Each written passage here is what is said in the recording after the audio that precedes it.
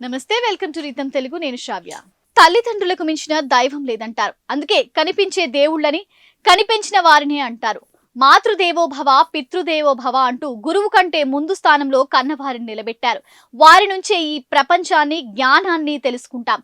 అలాంటి వారిని మనం గౌరవిస్తాం, కానీ నిజంగా పూజించలేం. కానీ మహబూబ్ నగర్ పట్టణ శివారు అనంతారం గ్రామానికి చెందిన పెరమాళ్లపల్లి శేషయ్య, ఎల్లమ్మ దంపతులు మాత్రం వారి కుమారుల నుంచి నిత్యం పూజలు అందుకుంటున్నారు.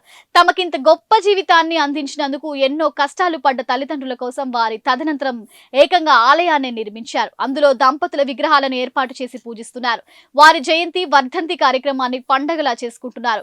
కూలి పని చేసి తమను ఇంతటి వారిని చేసినందుకు వారి కుమారులు వెంకట్, విజయ్, జనార్దన్లు తల్లిదండ్రుల త్యాగాన్ని మర్చిపోలేకపోతున్నారు. పెద్ద ఉద్యోగాల్లో స్థిరపడ్డామని, భవిష్యత్తుపై బెంగ లేకుండా జీవిస్తున్నామని, అందులో తమ తల్లిదండ్రుల కృషి ఉందంటూ భావోద్వేగంతో చెప్తున్నారు. ప్రతి ఆదివారం, ఇతర పర్వదినాల్లో సైతం పూజలు చేస్తామని వివరిస్తున్నారు.